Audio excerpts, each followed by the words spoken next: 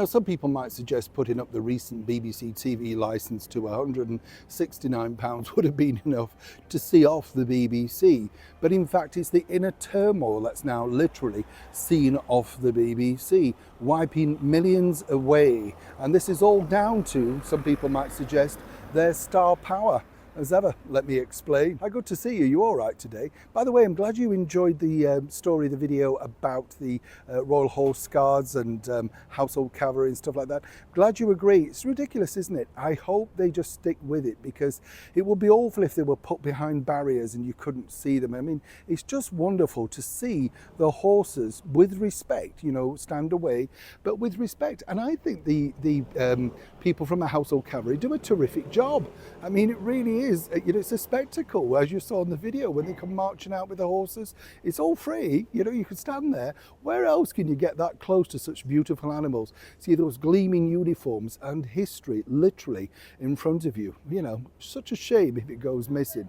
Back as ever though to your story of the day. We have a huge corporation, of course, who's now sadly losing millions of pounds. And what's interesting about this particular incident is it's all been brought on, as I say, by their own stars. And when you think about it, you know, with these particular individuals, it's kind of like the BBC, if they'd have been a little bit clearer, a little bit kinder, people might have actually said, okay, you know, we understand the situation you were in.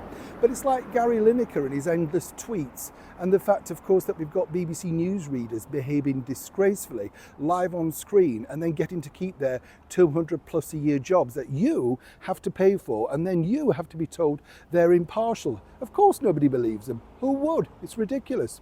But moving forward, this is where it gets now really interesting, because Hugh Edwards, as we know, is the latest star in the spotlight for all the wrong reasons. But what's been interesting is the fact that they've seen the BBC over the last, well, let's say 7 days at least, people just literally returning saying no, they don't want to reapply for their TV license. And we're not just talking one or two, we're talking thousands, which will result in a mega loss for the corporation. Now, their argument will be that they then can't make, you know, programs that we like and stuff like that.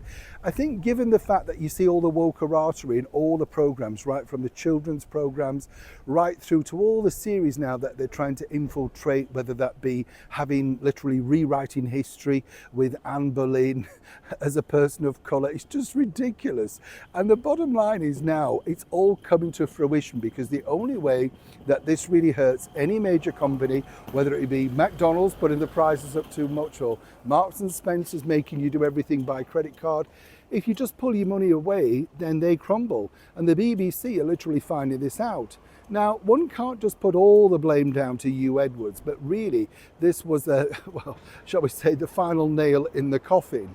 And this is going to be used, no doubt, internally, given the fact that Hugh was such a major name on the screen. But when they put the money out next year and say this is how much money we've now lost, truly, it's going to be very significant, and one would suspect that the Director General of the BBC, Tim Davie, cannot last in the job too much longer, along with other people.